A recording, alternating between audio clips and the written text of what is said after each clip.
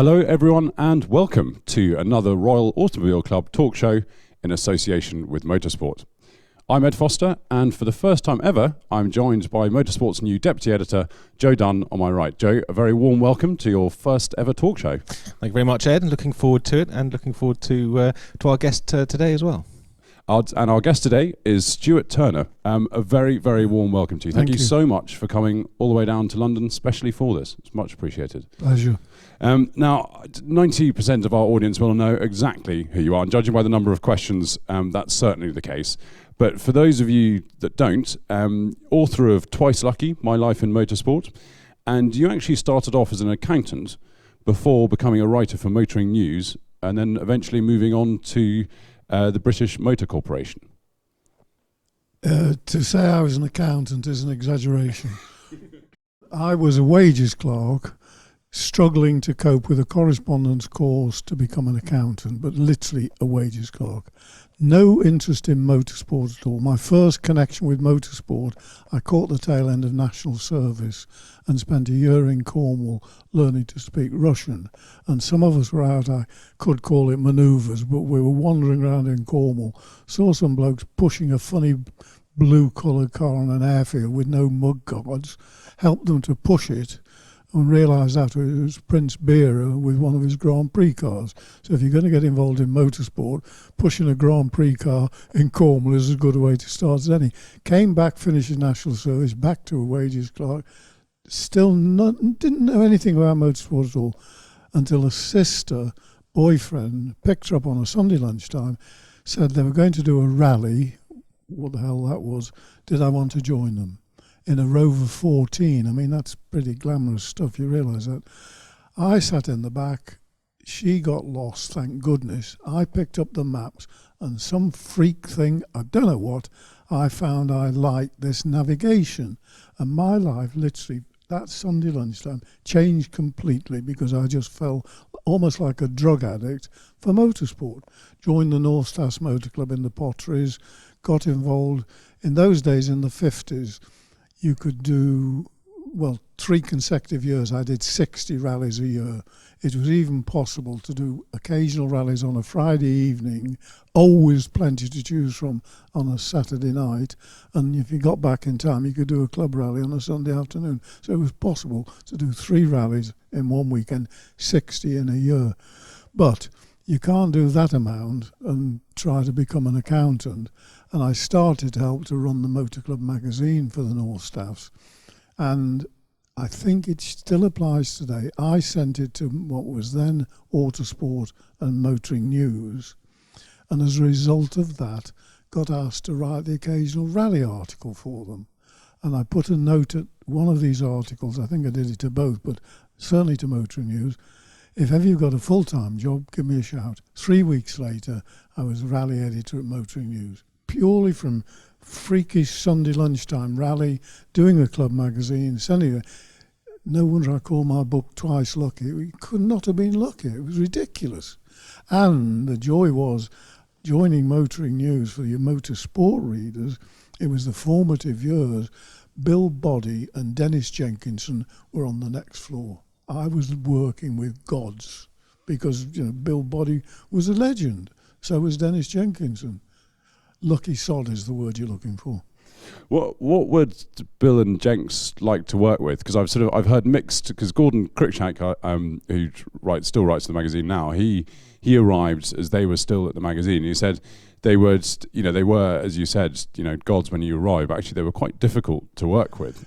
Well, they weren't for us because they didn't have a lot to do with us. They acknowledged us on the stairs and whatever. And to his credit, Bill Boddy for many years has kept in touch with just little scribble notes occasionally. Jenks was elusive because he was off on the continent all the time. The only story I remember of Jenks is he was alleged that he didn't punctuate his articles because, quote, there's somebody back at the office with a pepper pot full of commas and full stops and sprinkle it on the copy. So we didn't see a lot. They were, I don't say they were aloof, that would be quite wrong, but we weren't close. But there's no reason why we should be. We were a weekly, and it's rather sad. You probably know that John Blunsden died recently. He was one of the editors. He was the editor and I was there. And I remember, John, that Darrell Reach and I, Darrell was the deputy editor, we'd be at the printers at St Albans. John would be back in City Road. We'd suddenly find we got a page missing for this week's issue. We'd ring John in City Road. We got a page short.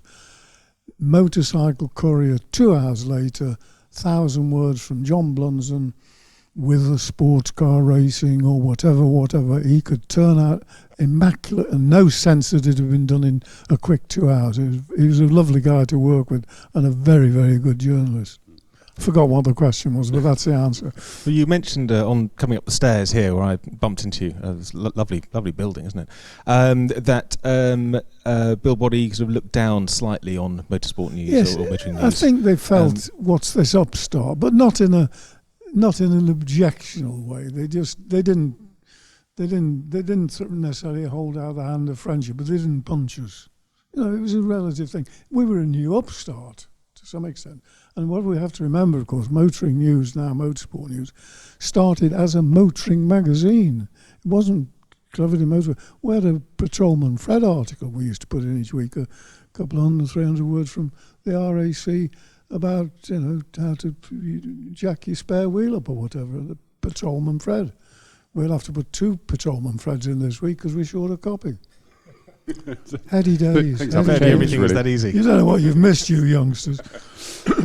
You were talking about that Sunday afternoon that totally changed your life. What do you think it was about the navigation that got you? Was it the sort of speed, the sense of adventure, or the organisation? I've never been a very good driver. I don't rate myself as a driver. But the joy of those days was the Ordnance Survey map was paramount. And therefore, you could look at an entry list for a rally for a Saturday night. And a typical rally would start 10 o'clock on a Saturday night to 6 o'clock the next morning. You could go flat out all night, not go wrong, lose 10 minutes and win. So if that wasn't road racing, and I don't know what was. But the point was the navigation was critical.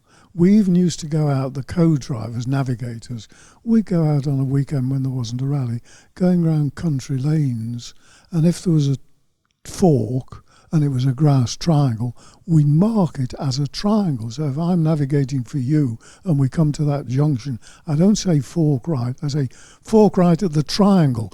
You therefore know I'm on the right road because I've told you a triangle.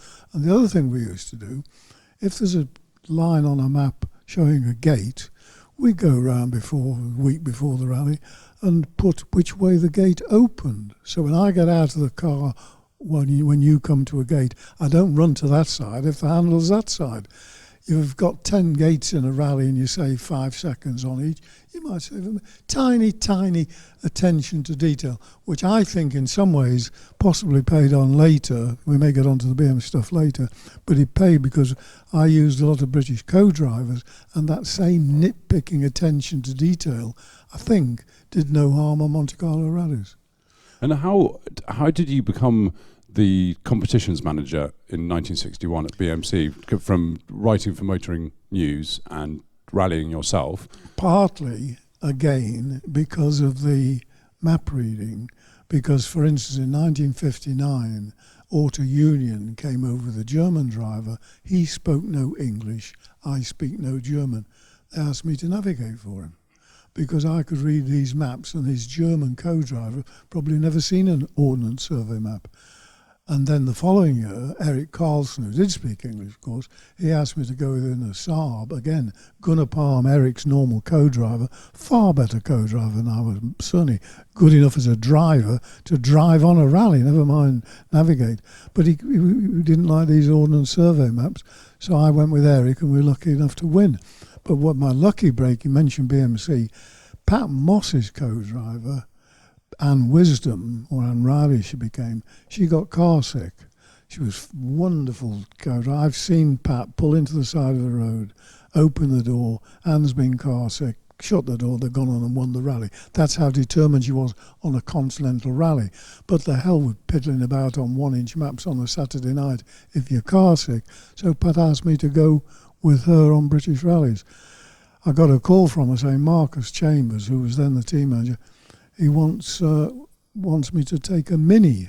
And I said, what's a Mini? And Pat and I won the first ever event with an 850 Mini. All I can remember is Pat spent the whole night moaning how slow the damn thing was, and I spent the whole night moaning because I was ankle deep in water, because they all leaked in the initial Minis. But the point was, it gave me an entree to the team. It was pure luck. If Anne Wisdom hadn't been car sick and I hadn't gone on the rallies with Pat, I wouldn't have got to know people at Abingdon. Luck. Will you pinch me or shall I? You mentioned the Mini there, and obviously a large part of your career was and success was alongside this Mini and with the Mini. People obviously, they didn't take to it straight away, did they? Because it was so different to things that it came before. Drivers I approached to take a Mini who'd been driving a Healey thought it was a demotion. And if somebody had got to go into Abingdon, nearly a mile from the workshop, take the Mini, can't I take a Healey? It was not seen as the glamorous thing it was. But we forget the timing for that car, the Beatles, Carnaby Street, the 50s, late 50s, the country was coming out of the war, it was where we were free. The timing could not have been better. It just caught on. And Paddy's first win, we were on the Sunday night of the London Palladium, which got, I think, 3 times the number of viewing figures that Strictly Come Dancing gets, with the Rolling Stones and Tommy Cooper. It was just perfect timing. It was lucky timing. Yeah, as you say, it was such a wonderful time, especially for rallying. Yeah. But I was wondering, could you sort of paint us a picture of what rallying was like in the 60s? Because I think a lot of viewers and listeners will, fans of rallying, and they'll watch the likes of Loeb and whoever it is rallying nowadays, or not so much Loeb anymore. But it's it's a different sport compared to what it was in the 60s. Because I've got a quote from you here, actually. The first international rally you did with John contained endless zigzags to ensure that no Michelin Guide recommendations were missed en route. It's very different to what it's like nowadays. Well, for instance, if you want to make old rally drivers cry, just say one word: Liège. This was the thing that started in Belgium, went down to Bulgaria, and was 96 hours with 1 hour break. 96 hours is 4 days and 4 nights. 1 hour break, not per day, 1 hour over the 96 hours. Pat Moss won it one year with Anne, and they said that they were hallucinating. They were seeing burning lorries. There weren't any burning lorries. I did with John Sprinzel in a Sprite. We won our class, I think. 96 hours in a Sprite. I wanted a midwife when I got out of the car there, not a bloody mechanic. It was amazing.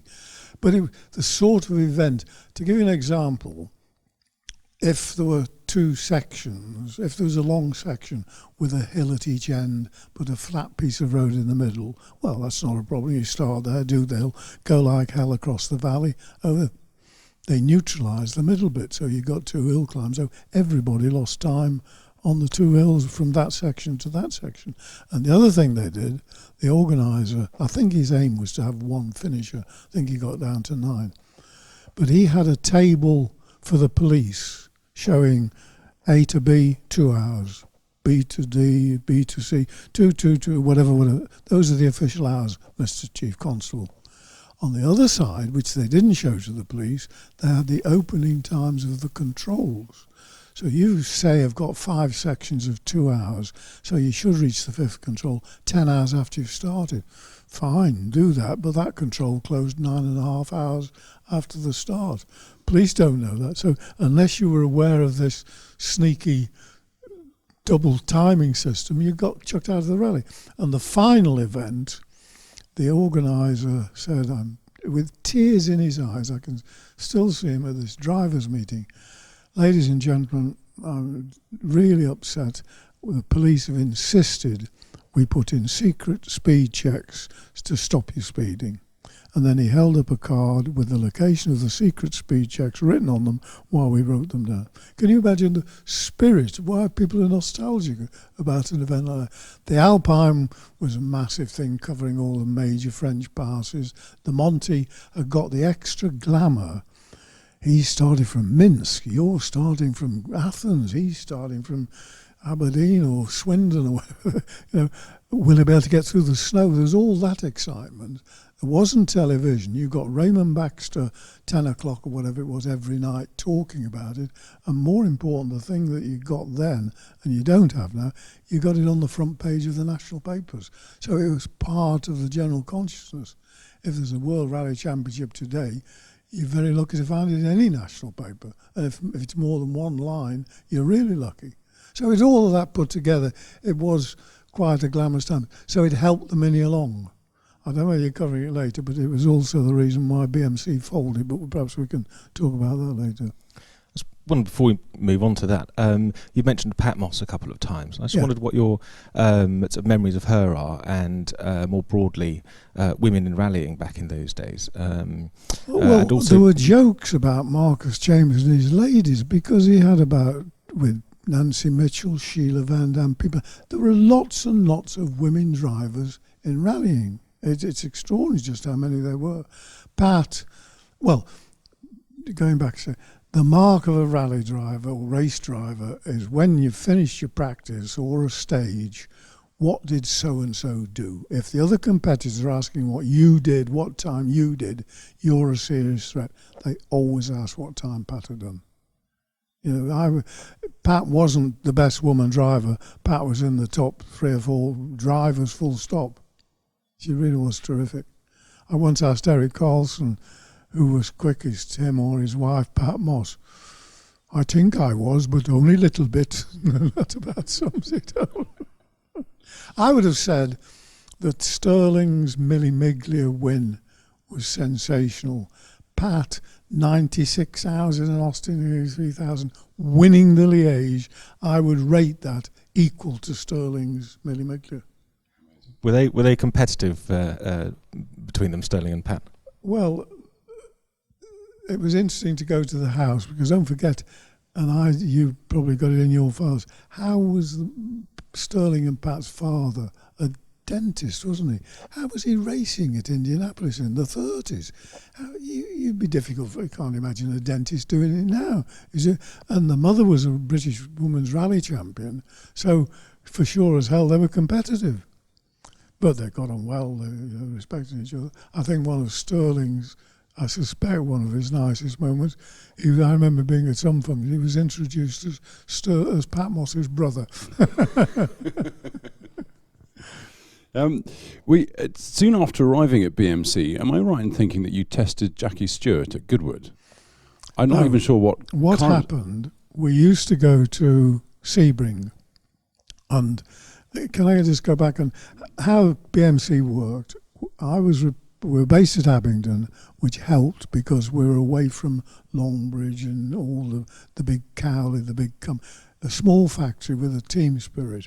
I used to sit in the boardroom each day for lunch. One of the guys had been a riding mechanic with New Volare. And as an example, when we got back off I'm sure if you go to Abingdon, stop elderly people in the street, which was the best, a Sprite or a midget? Built from, no question, the midget was, of course. That's the spirit it was there. And we got back from the Monte after Paddy had won. The flags were flying. And I said to John Thornley, the general manager, at last you've recognised the Mini. No, dear boy, the flags are flying, and MJ was 17th overall, but it had won the GT categories. But anyway, I'm digressing. John and I did the agenda, and then we'd hold a competition committee meeting once a year at Longbridge with Alika Sigonis would come, George Harriman, the chairman, Brian Turner, the PR director, Donald Healy and John Cooper and John Thornley and I. And then we usually gave Donald Healy, I think it was 25,000 out of my motorsport budget for Sebring because beating the Triumphs was important for the American market. And we used to go to Silverstone, not Goodwood, Silverstone, to test a few drivers, and we'd take any car that was in the workshop and say, right, get in, do 3 laps, now you get in. And just, how will you cope with a weird event over in America like Sebring? And Ken Tyrrell, who has always been a good friend, phoned once and said, do you mind if I bring some young driver people say I should try? And we said, no, why not? So this lad came up. He was as quick as so-and-so in this. He was quicker than so-and-so in that. And I can still see John Cooper running up saying, sign him, Jackie Stewart. It was just one of those freakish things. But more bizarre, the first time we went to Sebring, America, BMC in New York, used to find us a couple of drivers for the team for local publicity.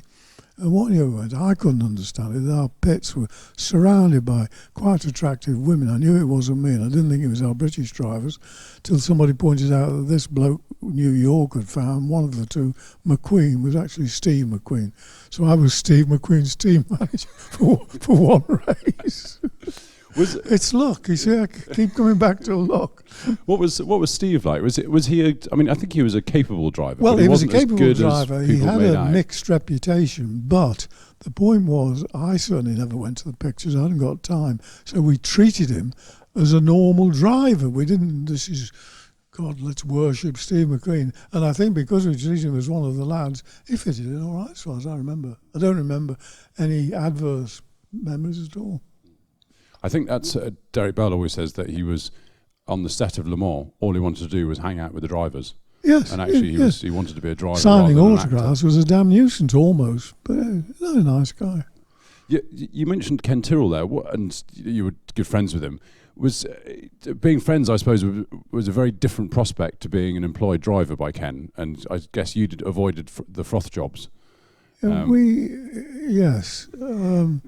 You could enjoy having an argument with Ken just as you could with a genius like Keith Duckworth.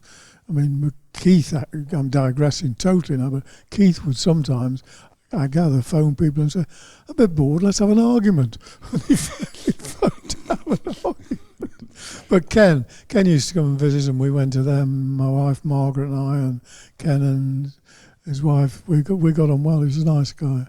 I liked his and it's ironical when you look at today's Formula One with the bloody transportation and so on. Think at times, I'm not sure if Ken didn't take his cars on trailers behind transit vans. It was almost like that. Amazing. When you first arrived at BMC, who was it that decided to take the Mini from this wonderful creation by Sigonis into rallying? Was it a simple decision, or because obviously the drivers didn't want to drive it? There must have been question marks over its capabilities. Marcus Chambers was in some pressure at times. He would get a phone call, sales chief of Wolseley. Seemed to be doing a lot with Rileys at the moment. Aren't you going to give Wolseley a chance and that sort of thing? And it was automatic that the range they got were not going to be, apart from the big Healy, they were not going to be capable of winning outright on major events. So, well, it's a funny looking thing, but we might as well give it a try. And then, of course, once John Cooper got involved, once there was a hint of it, and I suppose Pat winning the first rally, the 850, and other people started to grow with it, and it suddenly got on. And it helped me, because I made 2 changes over Marcus, which he would have made if he hadn't decided to retire from competitions. And one was to reduce the number of models, because we forget now, because World Rallying gets virtually zero national newspaper coverage, the magazine, the newspapers aren't full of ads, success ads, after every rally. So Marcus would be, and I was initially, you're going into a rally, yeah, we want to win, but what's going to be the ad tagline for the ad on the Monday morning? Class win for the Wolseley 1500, if that's all you've got to advertise. Because if you book your space, you need something to put in it. But I was able to get rid of the Wolsleys and stuff because of the Mini and the Austin 3000. And the second change, which Marcus would have made automatically, because we suddenly got potential winners, we needed, what's the phrasing? We needed to move from gentlemen to players as drivers. Other sports were doing the same. I'm not in any way being derogatory about the gentlemen, but for instance, the Morley brothers would have been perfect for the Liège. They were a huge success on Alpine rallies, and in a Healy 3000, their approach would have been perfect for this 96-hour event. They wouldn't do it. Why? Owned half of Suffolk, they were farmers, it clashed with the harvest. They got their priorities right. I needed players, but I wish they'd become players and bugger the harvest. It would have been marvellous. So I was able to reduce the number of models we took out, which reduces the number of spares you've got to clutter the place up with, and also reduce the drivers and just concentrate.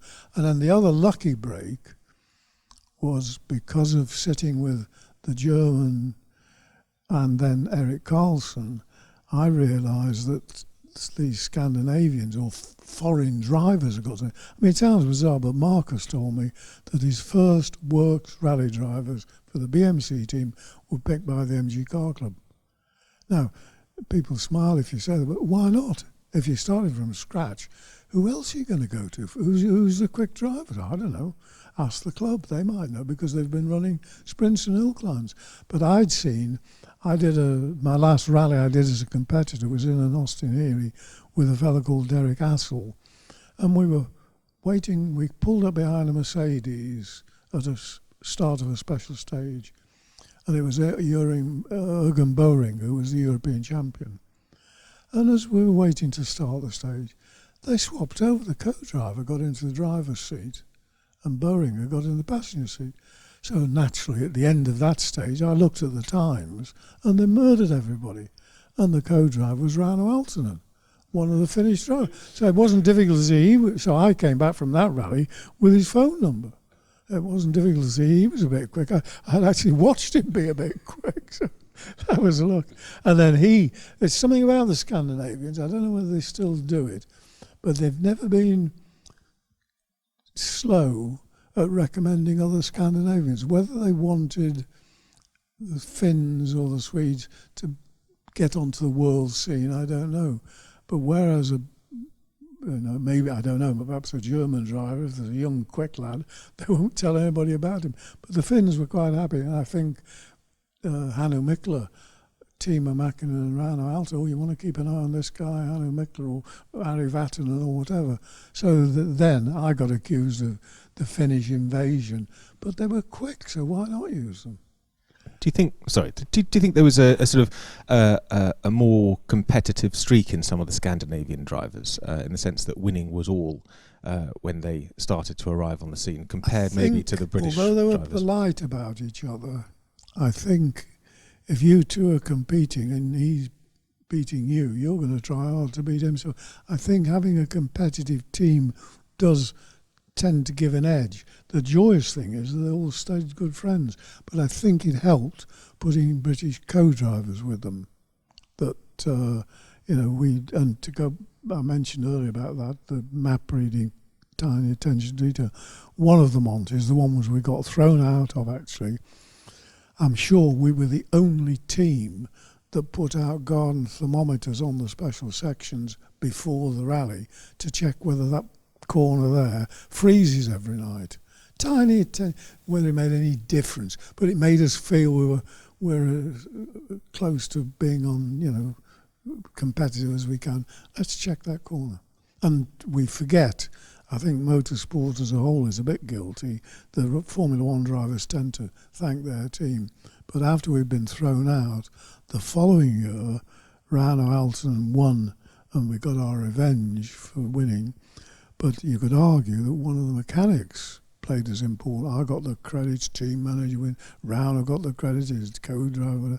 But there was one section which was critical to get the tyres right.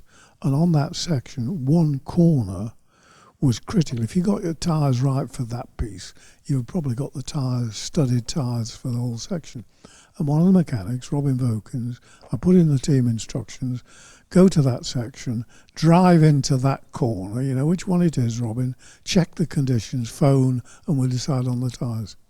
He got there, gendarmes had closed the road early.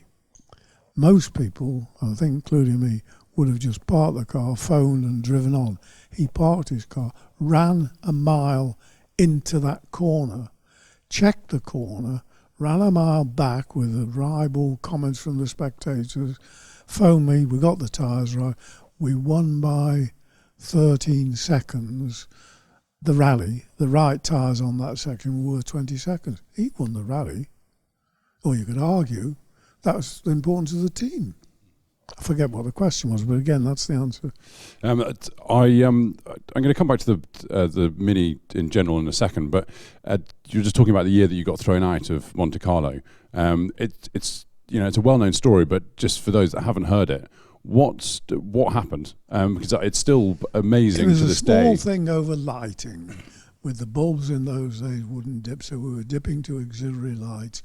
We checked, and Henry Taylor at Ford, because Roger Clark got chucked out as well, we checked, we went into that event 100% convinced we were legal. It wasn't even an issue we knew, until we came up against this brick wall.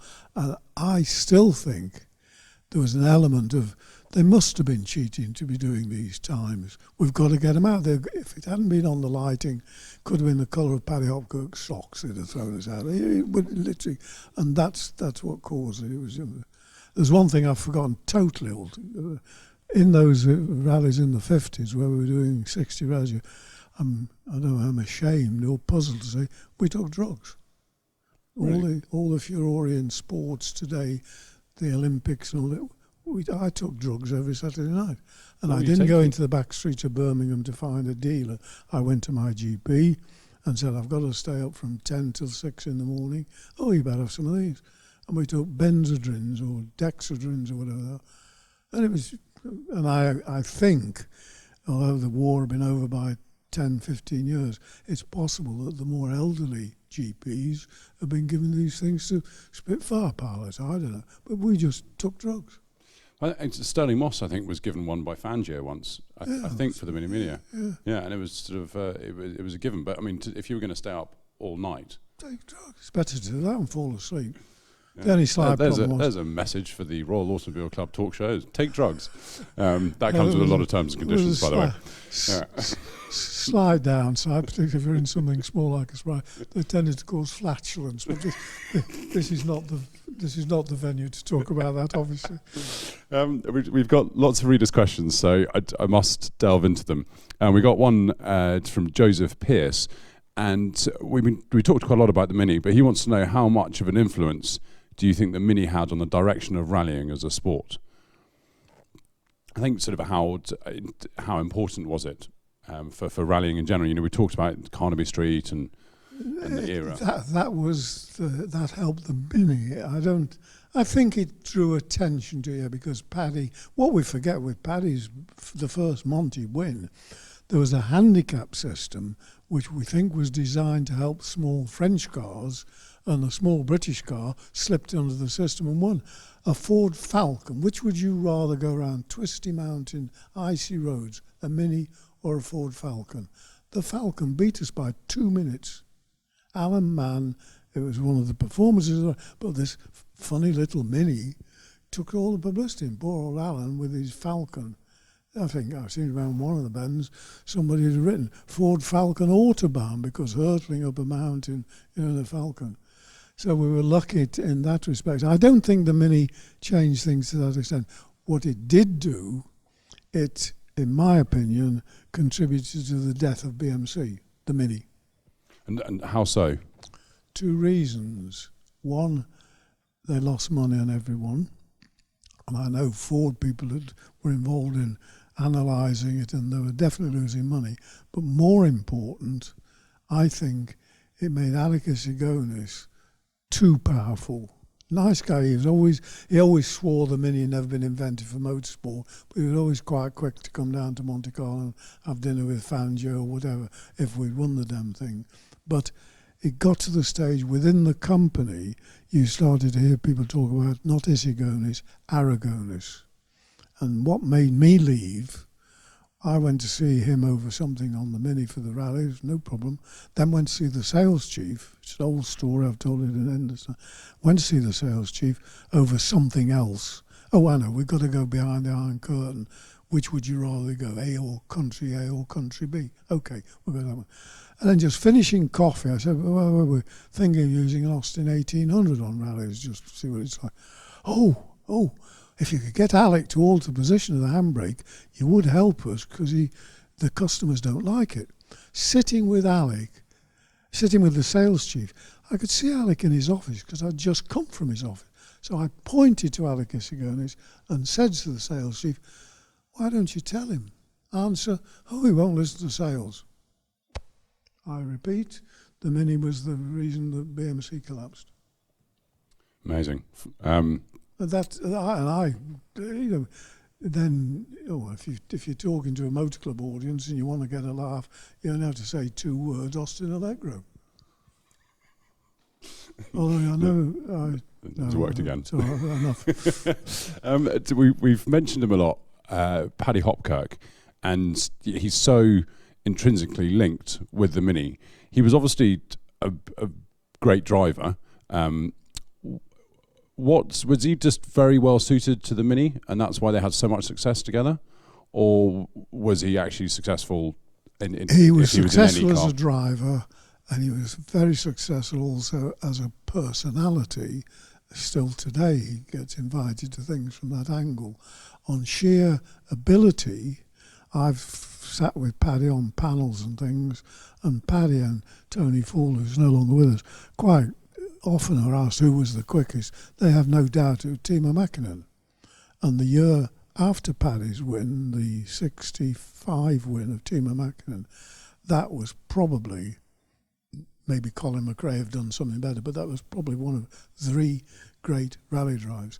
And people think of the Finns, and Timo in particular, as a bit of a wild man. But there's an interesting aspect. Timo, with Paul Easter, who was a good driver in his own right, with him, Timo was very reluctant to use pace notes. This 100 metres hard left, medium right, hairpin. Very reluctant. He just wanted the key things. He didn't want all this nonsense. And we thought, that's a bit weird. And he said it was a distraction. That was 50 years ago. In the last 2 years, 2 different universities have done analysis of sat-navs, and they are bad for your driving because it's a distraction. If you're coming to a tricky junction, switch the damn thing off. Timo was doing that 50 years ago. Interesting, because Sterling Moss, he always maintains that rally drivers can never be going flat out because they have to listen, and they're computing all that. I don't know about you, maybe because of that, but if I'm coming to we live in a village where we have to join a busy road. And as I get to that T-junction to join a bit, and my wife's looking that way, and I switch the radio off because I don't want to be listening to that while we're worried about a dangerous road. Well, Timo was doing that. Don't call him a rock ape Scandinavian. He was a bright bloke. He just felt it was a distraction. You're famous for saying, if you want to win, get a Finn, and you mentioned it earlier about bringing more Finns into the sport. What was it about them that made them so good? Was it because they grew up in where they grew up? That's possibly the thing, because the British rallies, don't forget, all those through the 50s, you could become a famous British rally driver and a winner by being a very good British rally driver, or by being a competent British rally driver and having Fred so-and-so who's a British rally champion navigator. So you could get a disproportionate reputation because of the teamwork, which is fine, it's a great thing, but you're not going to beat somebody else going over the Turin. You're on a straight piece of alpine road. That was the difference. I hope I wasn't totally besotted with the Finns. I mean, some of the British drivers I didn't give drives to will probably confirm your statement. But no, Paddy and Tony Fall and people like that.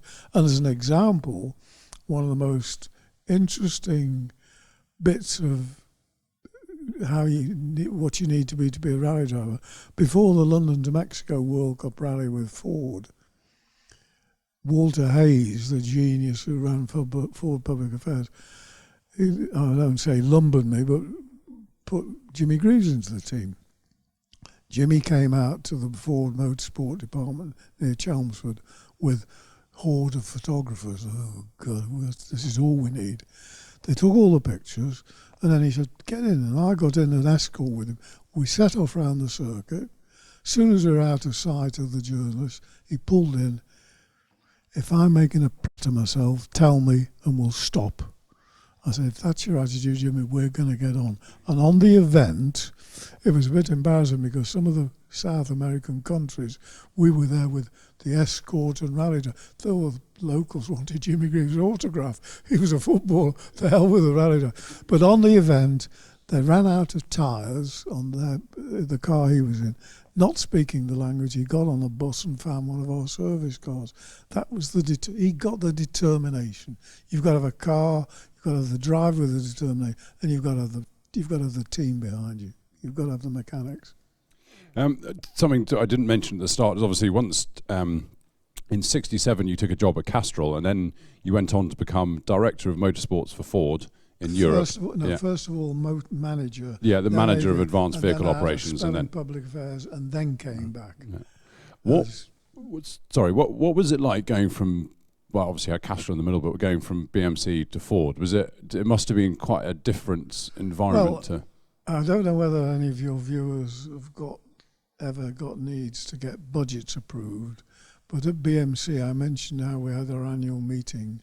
Margaret and I made the accountant at MG's who looked after my budget. We just happened to make him godfather to our first daughter. That's not a bad way of getting budgets approved, I tell you. When I walked into Ford, I walked through the door at Boreham. Somebody came and said, good morning, I'm Brian Brackery. I'm your financial controller. Hand on heart, I wasn't sure what a financial controller was. But it was the atmosphere and the mechanics. You could almost have swapped the teams, the same joyous spirit and ability. And sadly, last week there was a funeral of one of the top Boreham, Mick Jones was one of the top Boreham people. And I remember on an RAC rally up in Yorkshire, deep snow, cold as hell, an Escort pulled in, needed a clutch change. Mick changed the clutch, 9 minutes. Staggered to his feet on the point of collapse. The second Escort came in, so he did that in 9 minutes as well. That's the sort of spirit you need to back up the drivers. And then it feeds on each other. The drivers know the people. You see it in Formula One, of course you do. Did you know at the time what a special era that was for rallying and for Ford as well in rallying? You know, with the Escorts, and even now they're looked back on so fondly. And certainly there's a features editor at Motorsport magazine, Simon Aaron, who can't get enough of a Ford Escort. But I think we're all a little bit like that. I think what summed it up, I forget where I was recently, I said to somebody, what was to you was the spirit of rallying? Roger Clark sideways as an Escort. That summed up to them rallying, the joy of it. And of course we forget Timo Mäkinen did a hat-trick on the RAC. Well, there are a lot, and they weren't depending on Ordnance Survey map reading. They were flat out through the forests. So that rather belayed any idea that he was just put in the team for kicks. He was put in because he was the best at it. And Roger was great bloke. Roger won the World Cup rally for Ford, but he didn't finish. And the reason is, the Scandinavians, and I'll downplay the Scandinavians, they went out to South America and we were concerned, 14,000 feet in the Andes. We're going to need oxygen for the cars, the crews. Do we go 3 up or 2 up or what else?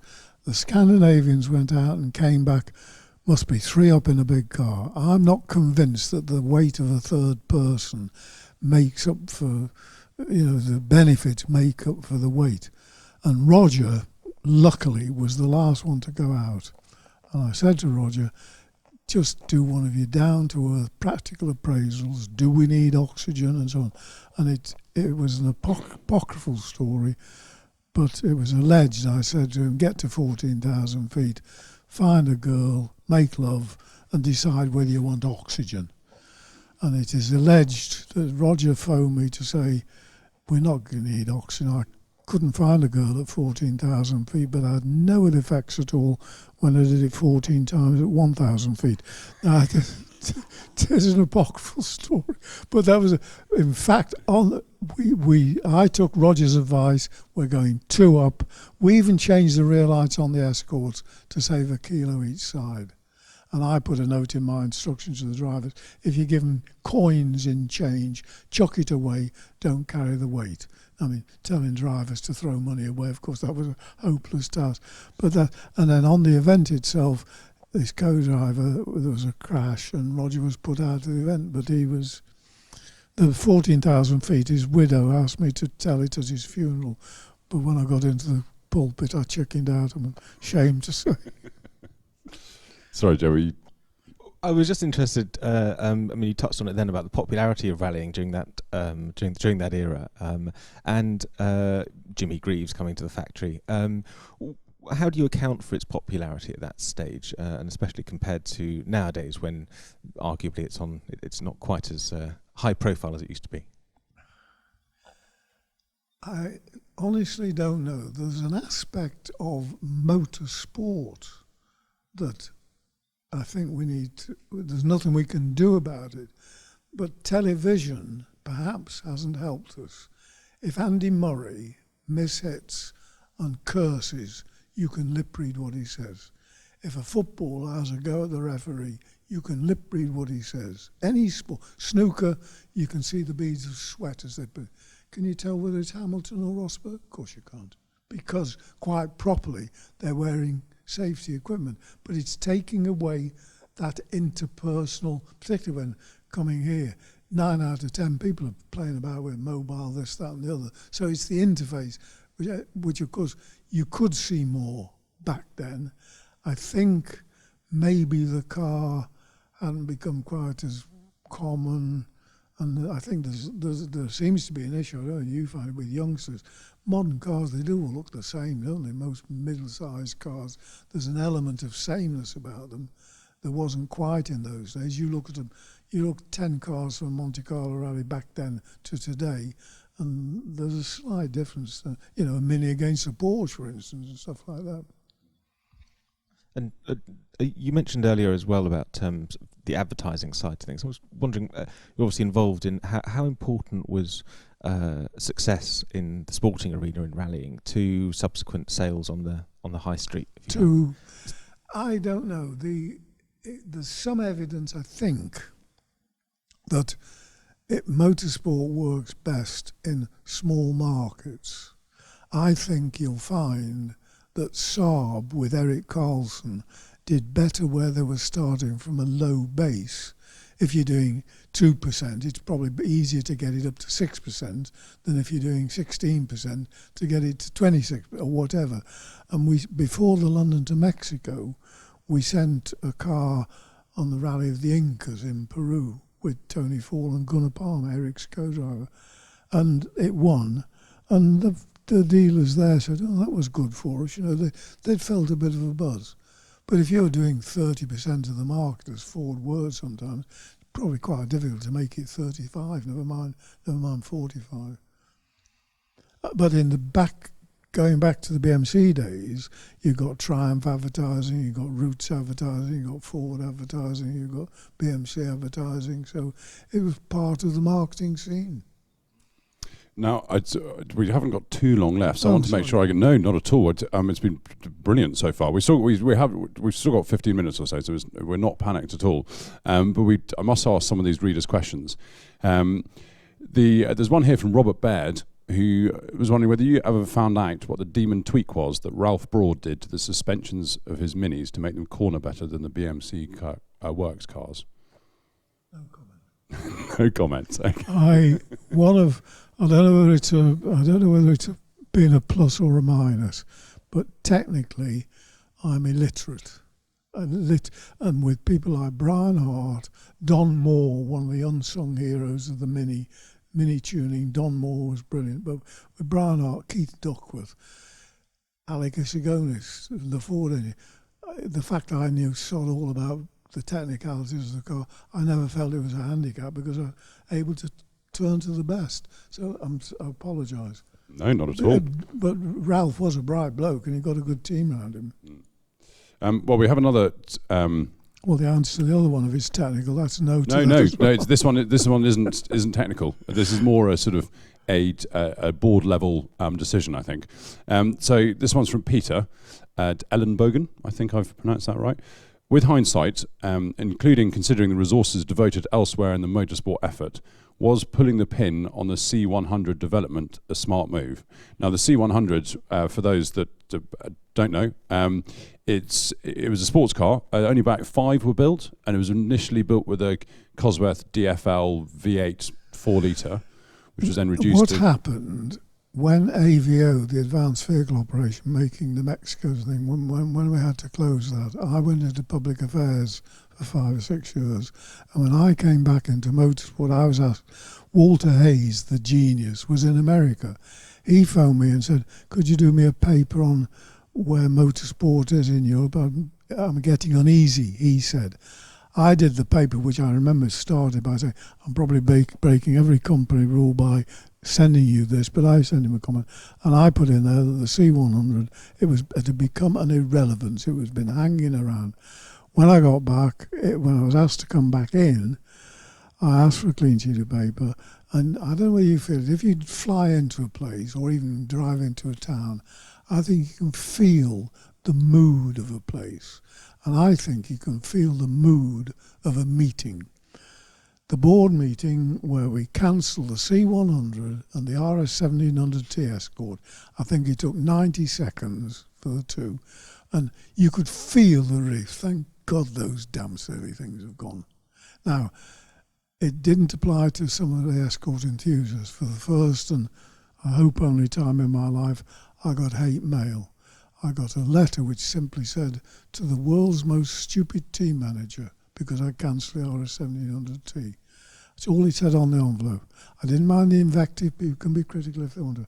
I was slightly hurt that the post office knew where to deliver the damn thing, but there was a sense of relief, and we moved on to other things. It was unfortunate that probably, looking back, the Group B was a crazy category. We all got involved. It was a wonderful time. Looking back, to get 200 sports cars made with a fiberglass body, I don't know how the heck we did it. Although it does make me sad, and I have a quiet weep outside, because when Group B was cancelled, we got 200 cars. We stripped 20 for spares, and we made the others saleable. And I can remember going home to Margaret and saying, these things are just over 50,000, but well, nothing in my life will be as exciting. Shall we buy one to keep as a memento? No, I said, the 180 to sell, they'll never appreciate. You seen what they're fetching? It's you advertise them in your damn magazine. That's what's called. Sorry about that. Rubbing it in.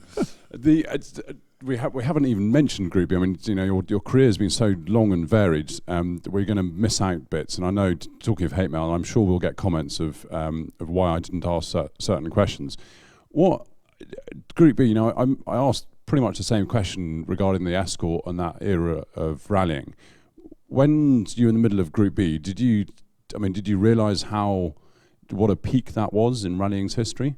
Because what a special time with so many manufacturers in there, the speeds. We had Bob Lutz was in Ford of Europe, and he was a keen car enthusiast, and I think if we hadn't had Bob, we probably wouldn't have got the thing through. And going back, luck can play a part. Going back, the Sierra Cosworth, the previous time, that came before the RS200 because we needed a touring car racer, and we got to. I suggested to the chairman and president of Ford Escort they should meet Keith Duckworth. So we went to Northampton. We're walking to see the Formula One car, and there was an engine with 16-valve conversion. What's that, Keith? Oh, it's just something we think we can sell a few as a kit. That wasn't a coincidental viewing, I'm sure. Over lunch at a pub local, I said, well, if we put that in a Sierra with a turbocharger, Rover won't win another touring car race. And that, because the chairman and president were there, not me, but they were there, that was the germ of the Sierra Cosworth. But to illustrate the point of luck, we've got to do 5,000 for homologation. Britain had got to take a chunk of them, and I was in a room not unlike this, Ford's boardroom, pitching to Ford of Britain on behalf of the Sierra Cosworth. Will you take, turbocharger, this big spoiler on the back, what's that? So the mood wasn't euphoric until the chairman pointed to a photograph on the wall of Jim Clark on 3 wheels in a Lotus Cortina at Brands Hatch. And the chairman, not me, the chairman said, "Are you saying that this Cosworth will do for the Sierra what the Lotus did for the Cortina?" I said, "That's exactly what it will do. Well, I ought to put it in the paper you're reading." He became a convert. Thanks, Jim, because if that picture hadn't been on the wall, we might still be struggling. Then we did the Group B, and then the final one, of course, was the Escort Cosworth, which my mum bought new and still drives to this day. She goes to Tesco in it. Yeah, she goes to. She's. I won't say what age she is. She'll hate me and never talk to me again for doing that. But she actually 2 years ago she asked for the spoiler to be put back on the back. She wanted a bit more rear end grip. Do you notice? I'm not honestly not making that Jeremy up. Clarkson constantly refers to it as the best car Ford's ever built. Now, I said I'm technically illiterate. To illustrate it, Ford got that car partly because I'm technically illiterate, because the product planner we had in motorsport, when we got this clean sheet of paper, Group B's cancelled, what the hell are we going to use? Mike Morton drew up a chart showing all the cars and what they were. This is Fiesta's too small, Granada's too big. No, there's nothing there. And like a technical idiot, I said, could we take a Sierra Cosworth, take the body off, shorten it and put a new Escort body on? And I can still hear the laughter of the engineers. So we went back to the chart. Fiesta's still too small, Granada's still too big. And reluctantly, and I tell you, it might work.